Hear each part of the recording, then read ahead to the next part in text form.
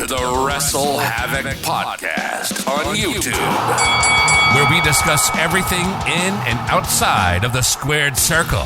We talk all that goes on in the realm of WWE and AEW every week.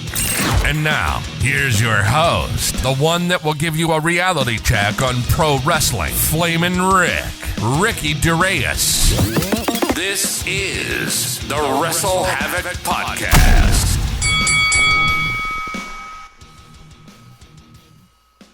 What's up, everybody? It is Flamin' Ricky Duraeus right here on the WrestleHavoc Podcast, here to review Monday Night Raw from July 24th, 2023. We got a lot of things to talk about right here on the Raw review. Of course, it was all Judgment Day throughout the majority of this entire Raw show, as Dominik Mysterio, of course, is your new NXT North American Champion. He defeated Wesley last week via the help of Rhea Ripley, but he is the new NXT North American Champion. Of course, they kicked off Raw. They were in the middle of Raw with Dominik Mysterio taking on Sami Zayn in a great match for the North American Championship, and they also closed Raw with the contract signing between Seth Rollins and Finn Balor at SummerSlam for the World Heavyweight Championship, which led to Judgment Day standing tall, surrounding Seth Rollins in the middle of the ring, and they stand tall as the best faction right now on WWE television. We got a lot of things to talk about right here on the Raw review. Overall thoughts on the show, not really the best show in my opinion. Nothing really special happened on the show. Really Judgment Day, all the Judgment Day stuff, the Cody stuff was great, but all the other stuff that really went down on the show I didn't really care of. For example, Becky Lynch versus Zoey Stark, it was not really that. The match was fine, but I just don't care for the feud for Becky Lynch and Trish Stratus, to be quite honest with you, and you knew coming into that match you were going to get the match between Becky and Trish at SummerSlam regardless. We had a lot of other stuff happen on the show. Of course, we had the Cody Rhodes segment. We had Tommosso Ciampa versus Bronson Reed in a not-so-bad match. We had Rhea Ripley taking on Liv Morgan, in which the match never happened because Rhea Ripley basically annihilated the hell out of Liv Morgan, and the match didn't even start. And one thing I will say about Liv Morgan, because I'm not really the biggest fan of Liv Morgan, but I will say this, man. Liv Morgan knows how to sell her ass off. So hats off to Liv Morgan. They really made Rhea Ripley look so strong in this match. Of course, Shayna Baszler teased a fight with Ronda Rousey at SummerSlam. Could it be a fight pit match? We have absolutely no idea. We had Damian Priest versus Apollo Crews. Drew McIntyre and Gunther go face-to-face. Of course, from what it looks like right now, they're going to be facing off for the Intercontinental Championship, which I'm definitely excited about. But we had Drew McIntyre versus Ludwig Kaiser, and of course we had the contract signing. So, again, not the best episode of Raw in my opinion. Again, the second hour and third hour really are the worst hours throughout the majority of the Raw show in my opinion, because they put a lot of stuff that I just do not care about. But there are some aspects of the show that I actually do enjoy. So we're going to be going through this Monday Night Raw show right here on the WrestleHavoc Podcast, of course, in which we discuss everything in and outside of the squared circle. Make sure to like and subscribe for more content, and as the freaking referee would say, ring that damn bell for more notifications. Of course, if you guys had missed it, episode 23 of the WrestleHavoc Podcast is up on the channel. Plans or no plans for Mr. L.A. Knights? That is not an insult. It is just a fact of life. Yeah, which one is it? We talk about that. Of course, I talk about AEW. A lot of other news. Not really a lot of news going on in the realm of professional wrestling this past week, but I still kind of crammed a lot of news on this show. Of course, I talked about Death Before Dishonor. Yes, I did watch Death Before Dishonor. We talk about LA Knight. We talk about all the other stuff going on in AEW. And I talk about the Cody Rhodes documentary, the upcoming Cody Rhodes documentary, which I'm definitely curious about and definitely interested to see, and a lot of other stuff. So if you guys haven't checked out episode 23 of the WrestleHavoc Podcast, the link will be in the description of this video below. Also, the AEW Collision review is up on the channel. I talk about CM Punk confronting Ricky Starks after his controversial winning the Owen Hart Cup tournament. This was a phenomenal show. This was a show that I actually attended live, and you could actually see me on camera multiple times, primarily with the Billy Gunn when he was taking off his boots and leaving them in the ring. the guy in the red GCW shirt, that is me. I was on the show. I had a blast. The atmosphere at the Prudential Center was absolutely fucking phenomenal. And I talk about my experience being there, but I also talk about the show itself. So if you guys haven't checked out the AEW Collision review, the link will be in the description below. So, yeah. All right, let's move on and begin with Monday Night Raw. The show kicks off with none other than the Judgment Day. Damian Priest, Finn Balor, and, of course, Finn Balor, Damian Priest, who's Mr. Money in the Bank, and Rhea Ripley. The Judgment Day kicks off Raw. Welcome to All Rise for the Judgment Day, says Damian Priest. And, of course, el día del juicio llegado a celebrar en Tampa. Basically saying in Spanish that the Judgment Day came to celebrate in Tampa, Florida. And Tampa, we don't only run Monday Night Raw, we run all of WWE, says Miss Rhea Ripley, the current Women's World Champion. Balor says they have the unbeatable Women's Champion Rhea Ripley. They got this man, Mr. Senor Money in the Bank, Damian Priest, and they got yours truly, the next World Heavyweight Champion. But before we get to the man of the moment, let's take a look of what this man achieved last week. And they show a video package of Dominik Mysterio basically beating Wesley on NXT last Tuesday night, not this Tuesday, last Tuesday, and won the NXT North American Championship. And then, of course, they pan back in the ring. Rhea Ripley has the microphone, and Miss Rhea Ripley, holy shit, they are going mad far with this whole Dominik and Rhea stuff. It is now Rhea's honor to introduce the new NXT North American Champion, the hottest man she knows, her Latino heat, Daddy. Yeah, she called him Daddy. Daddy Dominik Mysterio. And the douchebag himself, Dominik Mysterio, comes out. And he comes out. I'm starting to grow into a liking of his theme song, man. His theme song is fucking fire. He's been using that theme song for a while now, but still, I just wanted to keep that note right there. But he cuts a promo. Of course, every time when he gets the mic, I mean, WWE has been milking this shit for months now, but honestly, it just gets better and better. You may say it's repetitive, and trust me, I get that point, but I mean, if he's over as a heel and he gets that nuclear level heat, I mean, you can't really fault WWE for doing that. But he gets the microphone. He is the new fighting NXT North American Champion, says Mr. Dom Dom. And to celebrate his greatness, roll the package. We got a video package of Dominik Mysterio. We pan back in the ring, and then we get a bunch of "You Suck" chants by the crowd. Man, chant something better, please. But we get a bunch of "You Suck" chants by the crowd. And Dominik says that he is your new NXT North American Champion, followed by a slew of boos. Kevin Owens and Sami Zayn come out, and Kevin Owens looks at Sami Zayn, and he says, he asks him, correct me if I'm wrong, I'm almost sure we did this last week. And basically calling out like, bro, we did this exact same thing last week. They come out, they stood in the ring and looked menacing and scary, and they talked for a while. And then, of course, the one with the mullet, I think that's Dom, I think that's his name, says Kevin Owens. No one wanted to listen to him. And, of course, you know, no one dreamt that. No, but you know what upsets him? When people don't learn. Yeah, it pisses me off when people don't learn, says Kevin Owens. And at this point, Kevin Owens is just going on his fucking tirade. After that, he says, you teach them a lesson, and, of course, they just don't learn. And then Dominik says, or I should say, Kevin Owens says, Dominik, let me tell you this. Nobody cares what you have to say ever. You are so desperate for people to respect you. If you're so passionate of this industry, if you want to help this business, the best thing to do is shut your mouth. And then Dominik says he won't be disrespected because he is now a champion. And then Sami says he is being disrespected. I get that. You are being disrespected. It's very much true, but it's the reason because nobody respects you, Dominik. And then Kevin Owens says that's the easy thing to grasp. And then Sami says he has an idea for him to win respect. And Kevin Owens is like, oh yeah, the best way to win respect is shut up. And after that, he says, what if they go one-on-one against one half of the tag team champions? It will be Sami Zayn versus Dominik Mysterio right here in Tampa, Florida. And says Dominik is like, why don't you come get some in the ring? And then Sami reminds them on how they made a stint last week about how their titles were not on the line.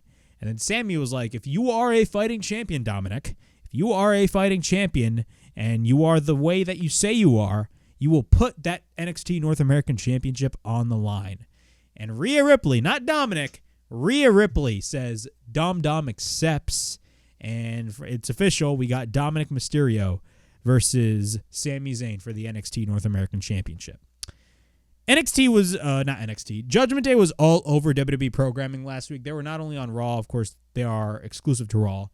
They were also on NXT, and they're having a presence on NXT as we speak.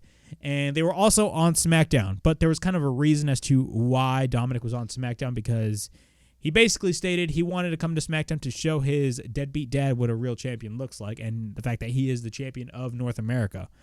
But still, Judgment Day being on SmackDown in a way made no sense. Having the NXT North American Championship on the line with Dominik defending against Sami Zayn, you just know damn well Sami Zayn is not going to win that fucking North American Championship. The only reason, and this is just the harsh reality, I get what they're doing from a business sense with NXT by bringing in main roster talent. If you really think about it, even though from a creative standpoint it's so fucking stupid to bring in main roster talent, at the end of the day, if you look at it from a business perspective, and I don't like it either, they're going to use main roster talent to really bolster the ratings for NXT. That's all they are doing. That's why Judgment Day is all over NXT. It's because they want to boost the ratings for NXT. Not to say that that's a bad thing. Look, Judgment Day right now is super over as heels. They're doing really good work right now. And I've always stated for the past couple of months and couple of weeks, Judgment Day behind the Bloodline is the second biggest faction in WWE right now. They are literally on the verge of becoming the top faction in WWE. Give it a year. Once Roman Reigns is not really doing what he's doing anymore and he's kind of stepped aside, Judgment Day is going to take over the void where the Bloodline left off. That is where the Judgment Day is headed right now. And the thing about the Judgment Day is it's very similar with the Bloodline. The reason why it's very similar with the Bloodline is because in the Bloodline, every single member of the Bloodline has a purpose in the story that they are trying to tell. So, for example, Roman, of course, is the most important out of everybody. But Jay is important. He's been important since the beginning of this story. Jimmy played a huge role in the story as well. Sami, when he was a part of the group, played a role as well. Solo now plays a role, and even Paul Heyman plays a role. The same thing goes for Judgment Day. Balor plays a role. Rhea is doing the best work of her career right now. She's doing the best work of her career, and she plays a purpose. Priest plays a purpose because he is the Money in the Bank holder, as well as Dominik with the nuclear level he's getting. So every member of Judgment Day holds a purpose, and that is the biggest takeaway that I can give you for Judgment Day. Judgment Day is doing really good work right now, and I'm enjoying what they're doing on the Raw side of things. So yeah, later on this show, we are going to be getting Dominik Mysterio versus Sami Zayn for the NXT North American Championship. We got Becky Lynch taking on Zoey Stark, a match that I did not give a shit about, and there was a stipulation in the match. If Becky Lynch lost, I believe she had to tattoo "Thank you, Trish" on her chest, I believe it was. But thankfully, that was not the case. But we're going to go through the match, and of course, if Becky won this match, she was going to get Trish Stratus at SummerSlam in a match. We get a boot by Becky on Zoey Stark. We get a kick by Becky, but then Becky goes to the top. She ends up missing the leg drop. Zoey gets taken to the outside, but then Becky takes her back inside the ring, but then Trish ends up hitting a headbutt without the referee looking. After that, we get a thrust kick back in the ring by Zoey Stark. We get a cover by Zoey and a near fall. Later on in the match, Zoey Stark tried to go for the Z360, but of course, Becky Lynch counters, and she ends up hitting the exploder.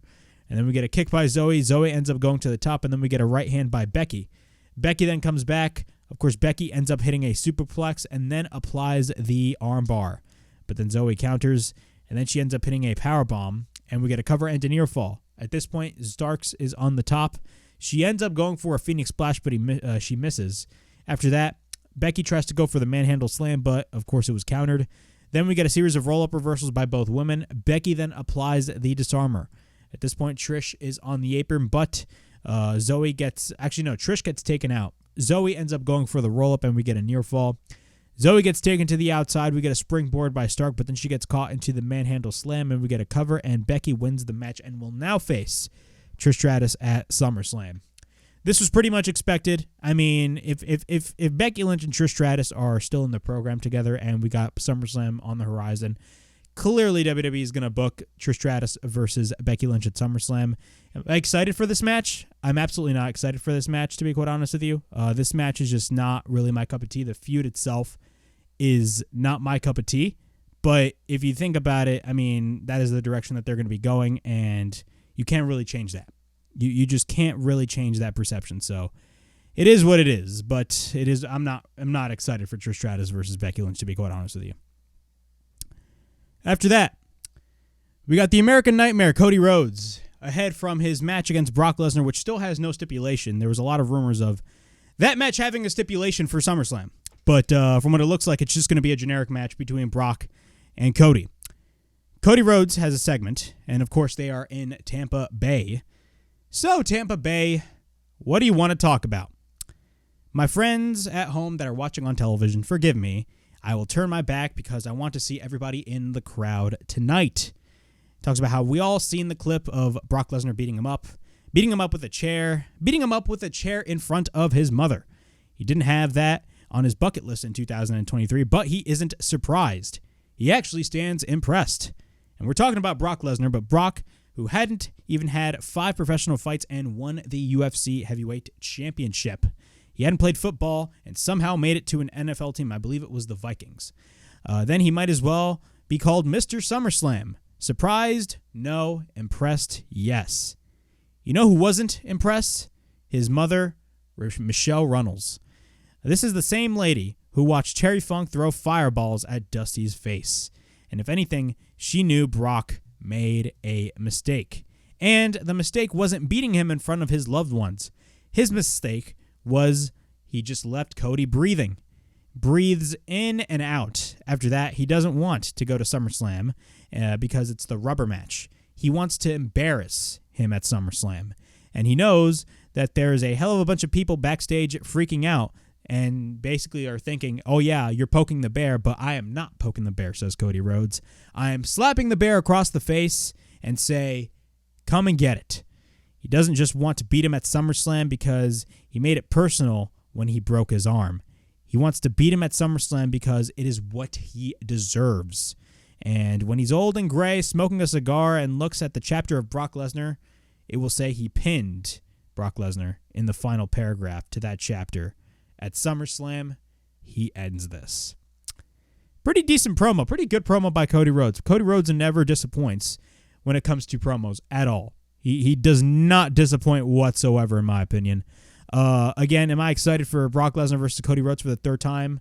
I'm not excited either. I mean, the entire feud between Brock Lesnar and Cody Rhodes never piqued my interest. The matches themselves were not that good either. The first match at Backlash was just pretty disappointing, in my opinion. And the second match that they had at Night of Champions, you know, even though it was a little bit better than the match that they had at Backlash, it still didn't do it for me. It really did not do it for me, in my opinion. And honestly, I do think this will probably be the best match that they ever do. You know, every time when Brock Lesnar wrestles at a show like a SummerSlam, you'll get a fucking performance of a lifetime. And it looks like we're going to be getting a performance of a lifetime regarding Brock Lesnar. Cody Rhodes, when it came to this promo, it's kind of similar to some of the stuff that he stated last week or 2 weeks ago. Basically, it's just him saying, yeah, I'm going to beat Brock Lesnar at SummerSlam. Like, that's what they're doing. Since Brock Lesnar is not here, we're going to bring out Cody Rhodes and be like, oh, yeah, I'm going to beat Brock Lesnar at SummerSlam. But each promo, Cody Rhodes tries to differentiate those promos to not really be a little bit repetitive in what he is saying. But nonetheless, Cody, it was a good promo by Cody Rhodes. He's always great in promos. He's always been phenomenal in promos. And I think they will definitely have a good match at SummerSlam. I'm just not very much excited about it. I mean, I said the same thing about Roman versus Brock last year at SummerSlam, and the match ended up being one of the best matches of the entire year. I mean, for fuck's sakes, Brock Lesnar drove a forklift and deadass flipped the ring. I mean, you know what I'm saying? So I do see this match being very good. It's just as of right now, I'm just not excited about it. We got a backstage interview with Mr. Ricochet. Talks about how he's happy that Logan Paul accepted his invitation, but he doesn't get it. He doesn't get this dude showing up late because he's a YouTube star. When he actually shows up, everything that he says, everything that he says to Logan, he will say it to his face. Sami Zayn and Dominik Mysterio for the NXT North American Championship. I believe this was the highest rated segment of the entire show, which is shocking to me, but the match itself was very good. Sami Zayn, man, people, you know how Sami Zayn is super over with the audience? Man, his in-ring ability is fucking off the charts. But, like, dude, Sami Zayn can make anybody look like $1,000,000, and he made Dominik look very well. But this was a pretty good match. It makes no sense to put the NXT North American Championship on the line because, number one, it is a championship delegated to NXT. And number two, he's challenging a guy from Raw who is a tag team champion, but he's not from NXT. So why is Sami Zayn wrestling for the NXT North American title? I have no idea. But when it comes to the bottom line, WWE does want eyes towards NXT. We get a series of arm drags by Sami. Sami sends Dominik to the outside. We get a somersault by Sami Zayn on the outside.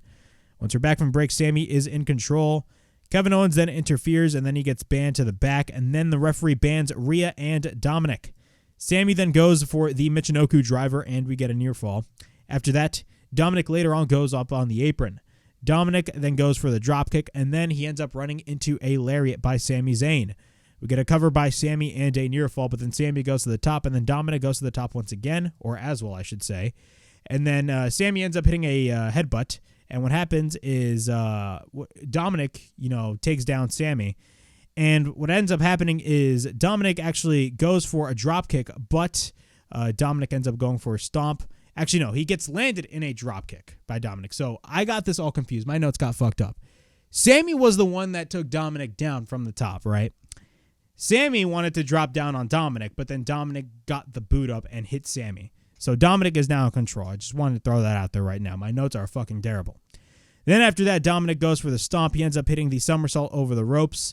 And then we get a dropkick by Dom. He tries to go for the Three Amigos after that. He then takes Sami to the middle rope, and then he ends up missing the 619 attempt. Sami then catches Dominik and ends up hitting the Blue Thunder Bomb, and then we get a cover into near fall. Dominik then begs for Sami not to beat him up, and then Sami drags Dominik, and then he kicks Sami onto the head, or I should say Dominik kicks on Sami on the head.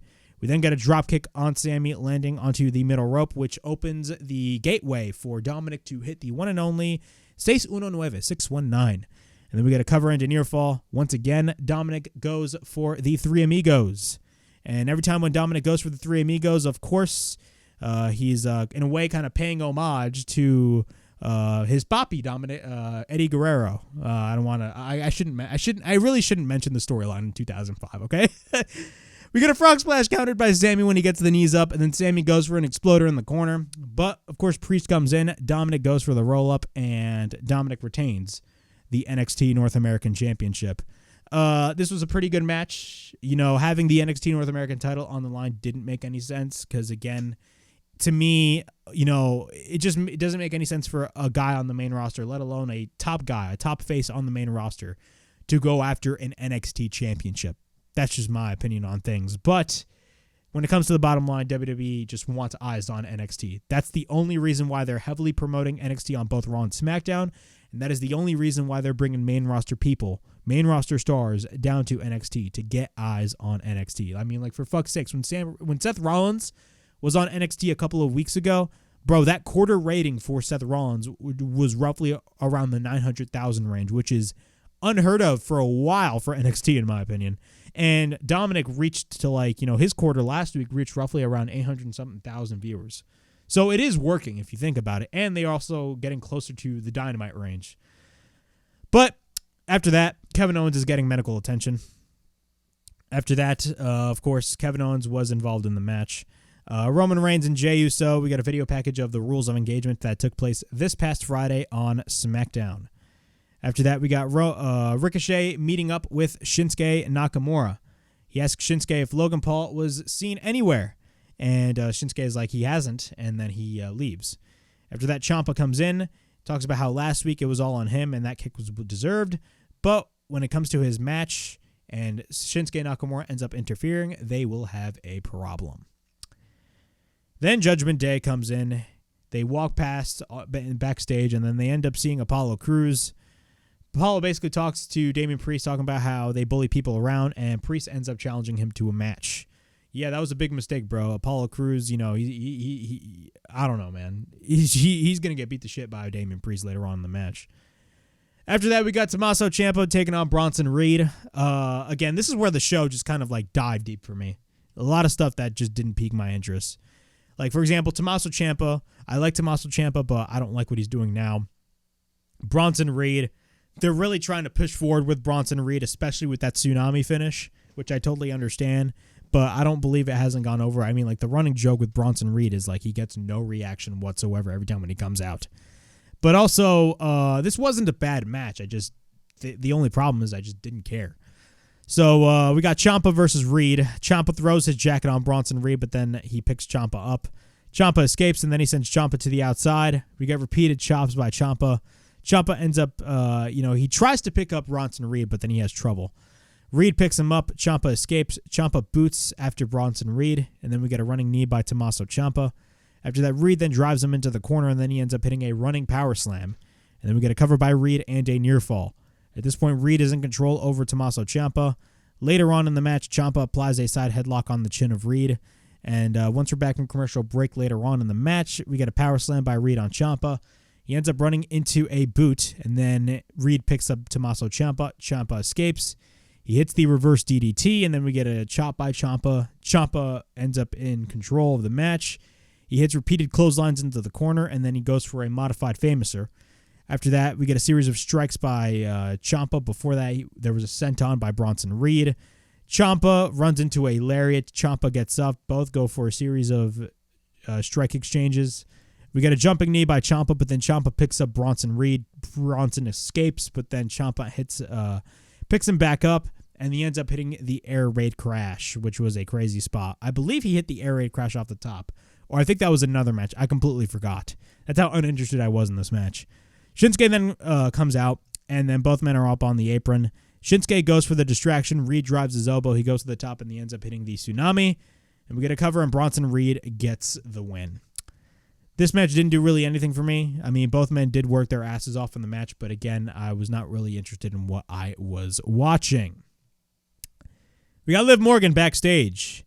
She talks about how Raquel Rodriguez is recovering, and as far as tonight, Rhea is all hers. She's the reason why they lost their women's tag team championships, and she's the last person who beat Rhea Ripley. And maybe, she'll get beat up, but there's no way she is backing down. And then she says, "Watch me." And then she leaves. Then, of course, the camera pans with Byron Jackson, and Chelsea Green and Sonya Deville come in, and they ask Byron Jackson, "Why are you interviewing Liv Morgan except us?" And then Byron says, "Liv has a match tonight." And then, of course, they do their typical Karen shtick and then leave. And then the camera pans to the other side, and all of a sudden Rhea Ripley shows up. And, after that, Rhea shows up. Sonya says, "We were saying everything that revolves around you." And then Rhea says she warned Liv Morgan and Raquel to stay out of her way. So she took Raquel out, and Liv Morgan is next.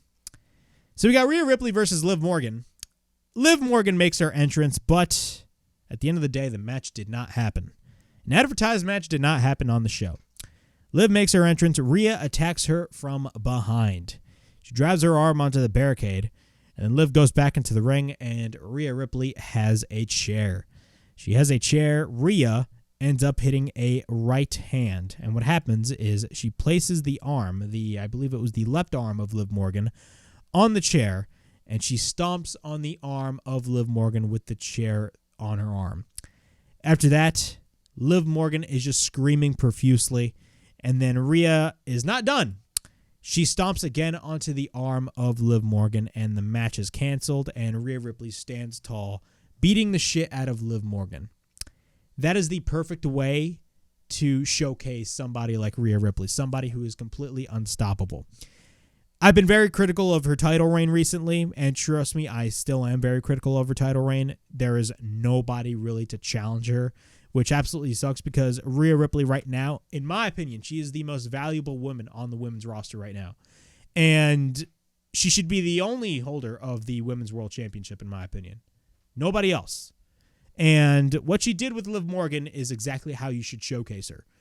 And also hats off to Liv Morgan. I'm not the biggest Liv Morgan guy as I used to be, but if you think about it, Liv Morgan, what she's so good at is she's so good at selling other people's moves. Like, bro, Liv Morgan is a master seller. She sold the shit out of that stomp on the arm with the chair. Like, she sold her ass off with that, and she made it look so realistic. So hats off to Liv Morgan and hats off to Rhea Ripley. This is definitely the way you should showcase Rhea Ripley. But we need a couple of challengers for Rhea Ripley. Credible challengers. But we all know Rhea Ripley is not losing that women's title anytime soon. We got Alpha Academy backstage. Talks about how they lost in the Viking Rules match last week. And nobody even knows what a Viking Rules match is. They should have, I believe what they said it was, an Alpha Rules match. And yeah. And I believe Maxine also challenged Valhalla to a match. Great. I don't care. We then get a promo by Ricochet. This is one of my favorite things on the show. He calls out Logan Paul. And he talks about how he knows he's here. And it's time that he comes out and show his stupid face. Where are you at, Logan? He knows that he isn't back there hanging out because there's a locker room full of guys that knows he doesn't belong here. We're here in Tampa with people that know he doesn't belong here, and there's one man standing in this ring that knows you do not belong here. And it's not because he ain't good, because if you ask me, you are good. But, of course, some would say, well, you're special, but I am Ricochet. And every time when I get in this ring every damn week, it's not because of his ability, it's because Logan Paul is an arrogant prick. He is a prick and doesn't respect anything that we do in this business. Because we dedicate our lives to this, months without seeing our families, and we won't understand that, or he won't understand that, and he never will understand that. So go ahead, show up wherever you want, wherever you are, and he is here to say one thing. He is here to challenge him for a match at SummerSlam. And he can go around running his mouth talking about a fight, but if it's a fight he'll want, it's a fight he will get. And then Logan Paul out of nowhere shows up and just cheap shots the shit out of Ricochet. Logan gets the mic. Logan Paul then accepts the challenge, runs down the crowd, points at somebody in the crowd saying, look at your stupid face, blah, blah, blah. Look at this virgin dude. And he, out of nowhere, right? He has his phone. And this was very good. I love how they did this. So what happened was basically Logan Paul had his phone in reverse, and he was basically recording this whole thing. And he was running down the crowd, calling a guy a virgin, all that type of stuff. And y'all are trash, all that. While he has the microphone and the phone at the same time. And he moves the phone and he turns around. Ricochet gets back up and Ricochet hits a kick. And then he ends up going for the running shooting star, which leaves Logan Paul down in the center of the ring. Meanwhile, Ricochet is up standing tall. What are my thoughts on this match that's going to be happening at SummerSlam between Logan Paul and Ricochet? I think it's great. Again, I get there's a lot of haters of Logan Paul. I 100% understand that. Logan Paul is a guy that is not very much liked throughout the entire, not just wrestling world, just social media realm, and just the entire world, the casual audience as a whole. I know a lot of people, Logan Paul does have his fans, same as Jake. They are both hated a lot. Trust me, they are. But one thing that you cannot deny about Logan Paul or celebrities, the recent celebrities that came in WWE recently, like Bad Bunny and Logan Paul, they paid their dues very quickly, and they showcased why they belong in the way that they belong, if that makes any sense. Logan Paul, yeah, he's in top-tier matches that he really doesn't belong in, but the talent, his mainstream publicity, and the talent that he has, I mean, dude, he's probably one of the best in-ring performers now. He doesn't wrestle day in and day out, night in or night out.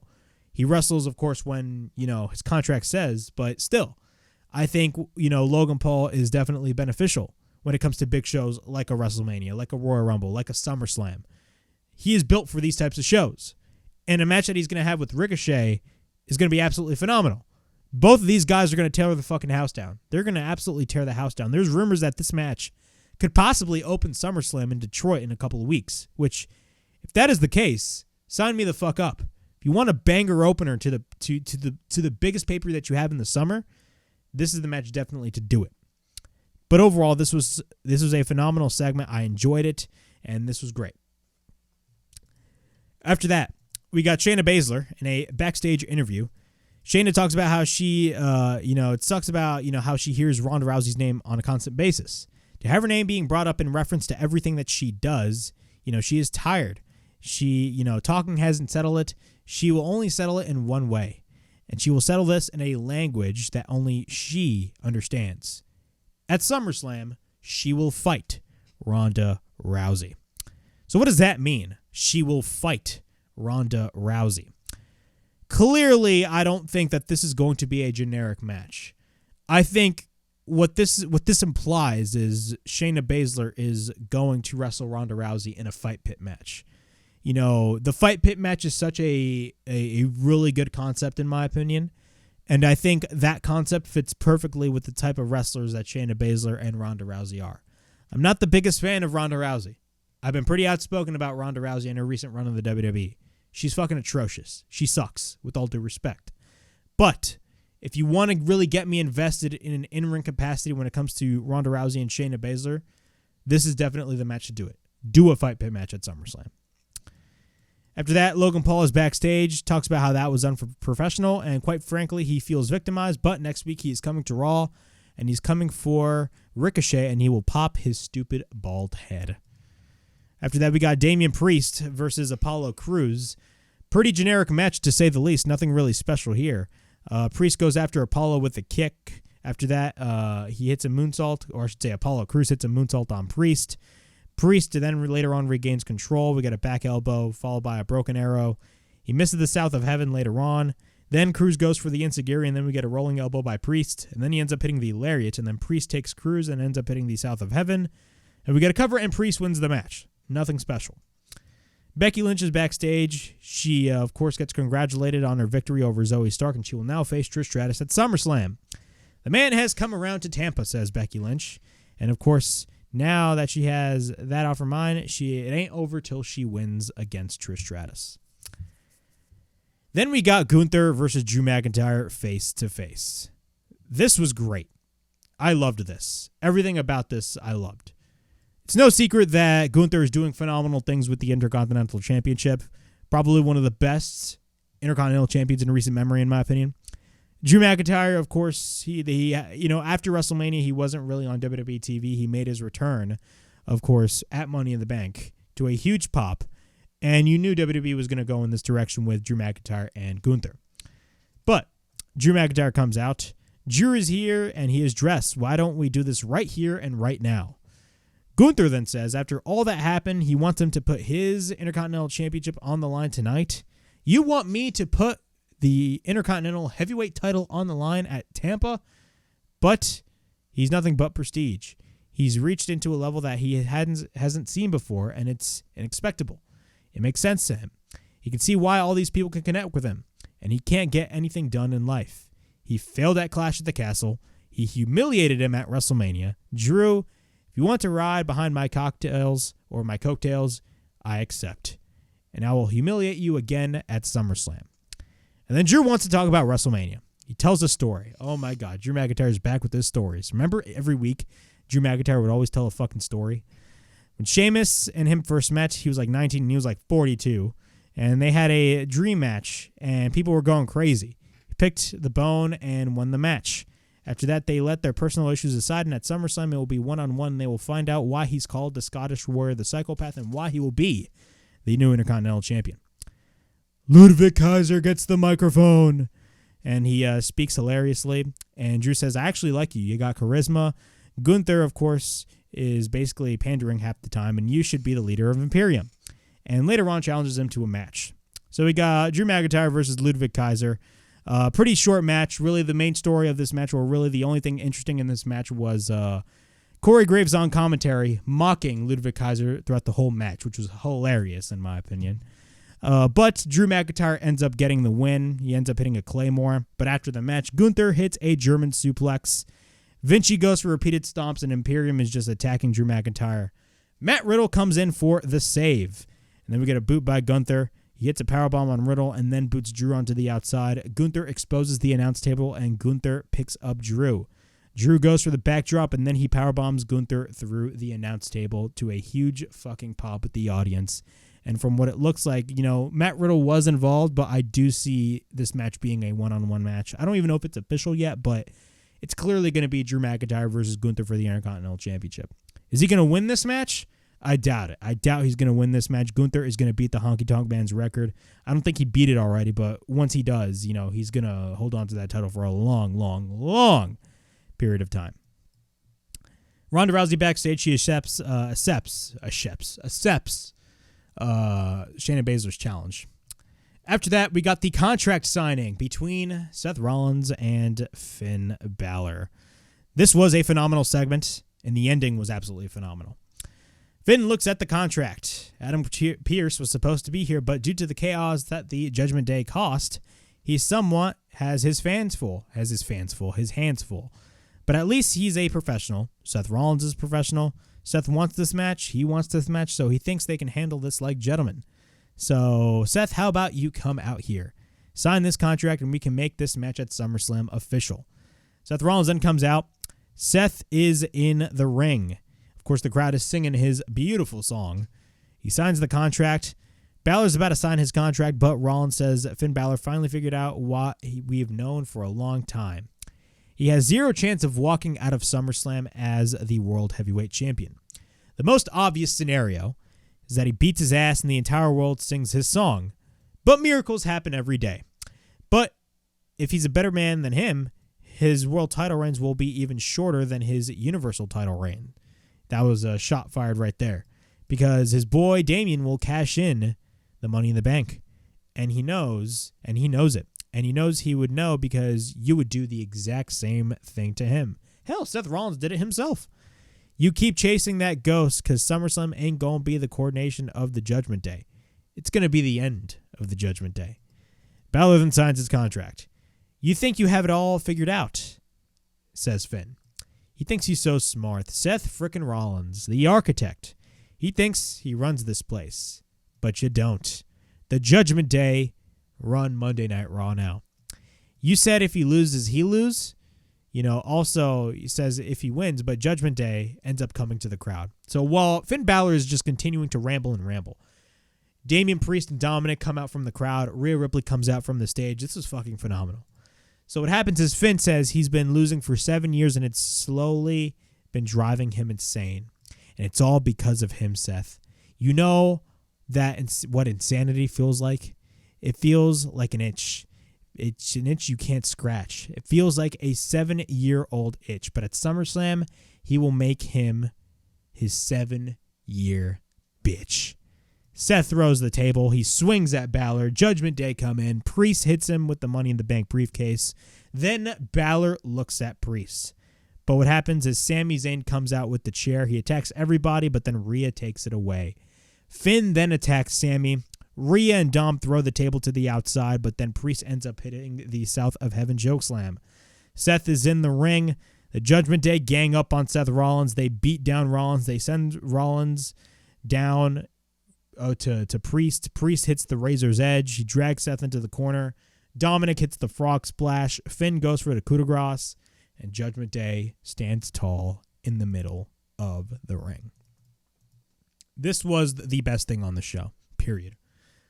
I love how they are showcasing Judgment Day. It's, again, they're on the verge of becoming the second best faction in WWE right now. They just are. And within a year, once the Bloodline shit is all and done, they are going to be the top faction in the WWE. Again, it's very similar to the Bloodline in the sense of the Judgment Day. Every single member of the group has a sense of importance. Very similar to the Bloodline. But what are we going to be seeing at SummerSlam? Do we see Seth Rollins dropping the World Heavyweight Championship? Yes, I do think so. They will be. I believe he will be dropping the world title, but I do not believe Damian Priest will cash in. I think the whole cash in with Damian Priest is going to play out long term. That's what I view, but I may be totally wrong. But this closing segment was absolutely fucking phenomenal. I enjoyed it. Everybody holds a championship, Damian Priest doesn't. He holds the briefcase, but still. Balor, that was probably one of the best promos that he's ever cut. The contract signing was absolutely phenomenal, and I'm definitely excited for this match. Their first match wasn't the best, but I'm definitely excited for this match. But yeah, that was my Raw review from July 24th, 2023. Please like, subscribe, comment down below. Push that bell for notifications. I'm be on the lookout for more videos right here on the WrestleHavoc Podcast, in which we discuss everything in and outside of the squared circle. Make sure to like and subscribe for more content. And as the friggin' referee would say, ring, ring, ring that damn bell for more notifications. And as always, it is Flamin' Ricky DeRays Signing out. I'll see you guys later. Peace.